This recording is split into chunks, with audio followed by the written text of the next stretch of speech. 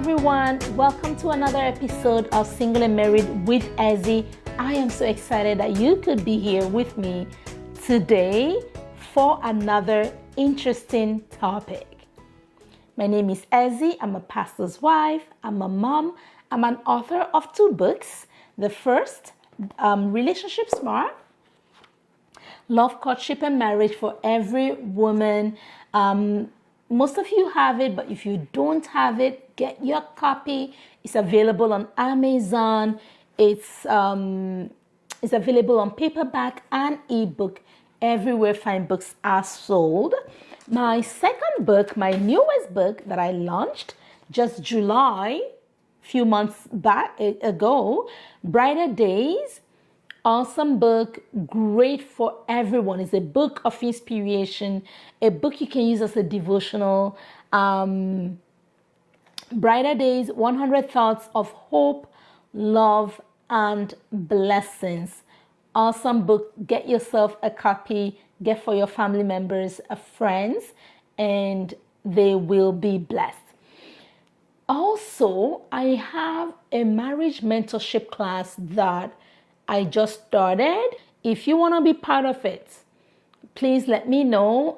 Email me or just notify me. My information is going to be there on the screen. Let me know and we'll get you registered. Registration is free, but it's a class that I go a little bit more in depth in teaching people skills that will help them to have a successful marriage. So if you want to plan for marriage, or you're married already, but you want to improve your marriage, you want to start enjoying your marriage, there are things that you need to learn, and there are things that you can do to make that happen, like you did for me. So let me know you want to be part of that mentorship class, and I will make sure that you get the information that you need to register and be part of it. So today I'm going to be talking to you about a very interesting topic. Okay, and I call it's from my Relationship Smart book, and I call it, How Do I Make Him Marry Me? And you'll find this in chapter 10 of Relationship Smart. So we're going to dig in a little bit deeper. How do I make him marry me? What does this mean? What does this mean? What am I talking about here? So a person has been in a relationship for a long time. You keep hearing promises that are not being fulfilled. You know your partner has something to say, but you don't know how to get him to say it.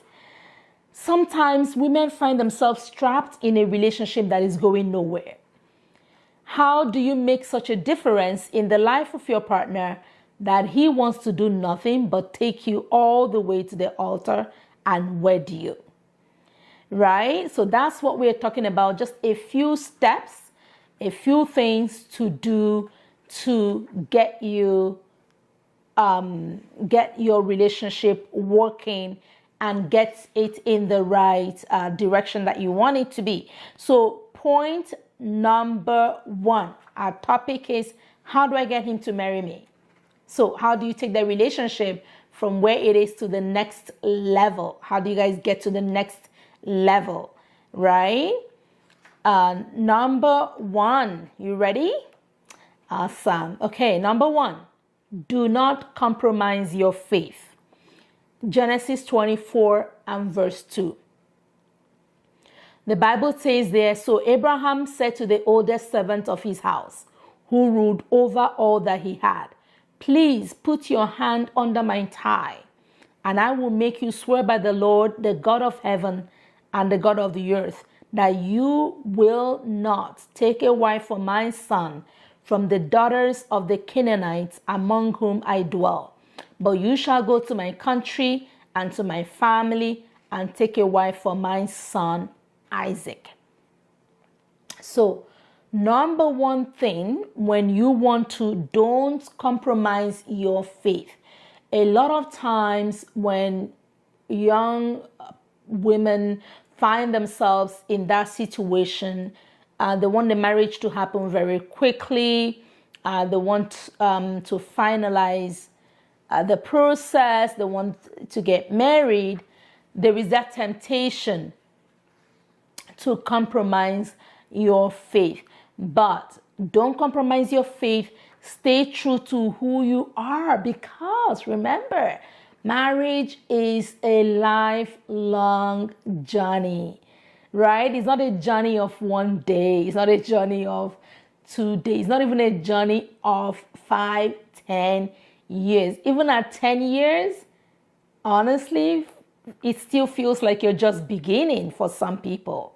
So it is a lifelong journey. It's a long journey. Till death do you part. So don't compromise your faith, because your faith is essentially who you are.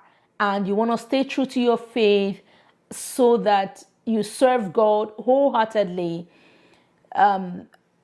even through to marriage. You want to do that. Now, the second step, okay, is pray for a partner, right? Pray. I know a lot of time people just want to hear something else beyond pray, but the truth is, prayer is so important, because that is you inviting God, who knows everything, into your situation. Because there's so much you don't know when you think about it, right? There's so much you don't know about the person. There's a lot you don't know. In fact, you don't know anything about the future, right? So all you know is what you see right now. So when you pray, you are putting your life, your future, your marriage, your everything into the hands of the one who knows, who has infinite knowledge, who knows the end from the beginning, right? So prayer is so important when you want to get him to marry you. So by that, we mean when you want that relationship to lead up and end up in marriage. It is so important. There's so many things to pray for. You pray for God's favor. You pray for direction. You pray for guidance. You pray for provision. You pray for wisdom, and so many other things that you can pray for to make sure that you are at the right place at the right time, that you are where you need to be, when you need to be, and for whom you need to be there. Back to the story about Abraham's servant. When you go, you can read more about that passage in Genesis chapter 24. The Bible tells us as soon as that servant prayed and really believed God, God made a way for him. All of a sudden, that there was Rebecca waiting and ready to serve. And so that brings me to my third point, right? How do I make him marry me? How do I get this relationship over to the next level, the next stage? How do I seal this deal, if you want to put it that way? The third point, stay beautiful with love, respect, and kindness. Unfortunately, these are all the virtues that a lot of people don't think that they need. No, you do still need it, right? You do absolutely need it, because a lot of times that final decision, so many things are at play. Family members, stakeholders, mom and dads, brothers and sisters. Everybody's like, yes, she's the right one, or yes, she's awesome, or no, you don't want to do this. So staying true to yourself and being kind, being loving, being respectful, and just letting all those virtues that are inside to come out is going to be such a blessing for you, and will help you meet your goal faster, right? Sometimes women let their beauty get in their head, I write in my book, which can make them proud and they can act rude toward other people. In contrast, Rebecca was very beautiful, but yet she was full of love. She was full of respect and kindness. Remember, your beauty was given to you by God. Therefore, you got to stay beautiful inside and out by being kind, humble, respectful to people, right? Being kind does not belittle you at all. It doesn't diminish you at all. It doesn't reduce you at all. You can still hold yourself to very high standards, but still be very kind to people. Number 4, right? We're talking about those things that you can do to finalize and get your relationship to the next level with that goal of marriage in mind. And number 4, be serviceable, be hospitable to people, right? Wherever you are. And this is not something that you're doing, for someone. This is something that you're doing that you want to become a lifestyle for you.